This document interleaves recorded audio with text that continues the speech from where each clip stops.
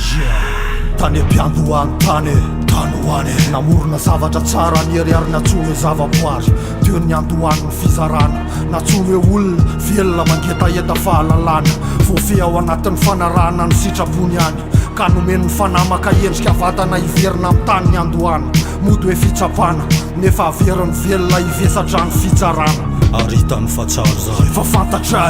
asehoy anay ny zavatra mbola tsy fantatra misy noho ny fanantenana hoe andro vaovao midika fiainam-baovao nefa fisinamonanay velona mba ho faty zay fa fantatra maty mba ho velona sofa zay ny fantatra tsy mitsahatra no miverina noho ny fahalalana ny raty sy ny tsara nefa tsy hitovy aminy mihitsy fa ny voafidy ny azavizy io ihany ny fizy de mbola io ihany aty amin'ny tontolo maty feno hitady ny velona io ihany ny fizy de mbola io ihany tsy araka amin'ny rafafatesana amin'ny fanfanam-bolo velona io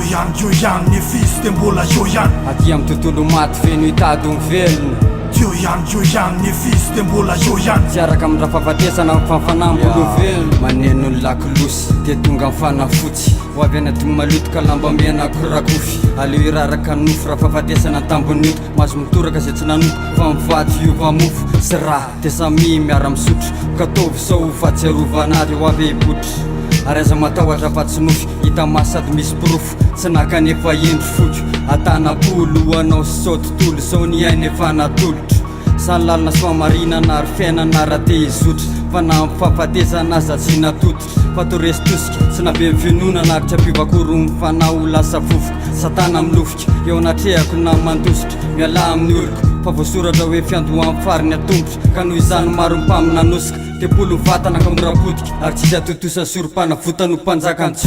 io ihany ny fizy de mbola io ihany aty amin'ny tontolo maty feno hitady ny velona io ihany ny fizy de mbola io ihany tsy araka amin'ny rafafatesana amin'ny fanfanam-bolo velona io ihany ny fizy de mbola io ihany aty amin'ny tontolo maty feno hitady ny velona io ihany ny fizy de mbola io ihany tsy araka amin'ny rafafatesana amin'ny fanfanam-bolo velona io ihany ny fizy de mbola io ihany aty amin'ny tontolo maty feno hitady ny velona io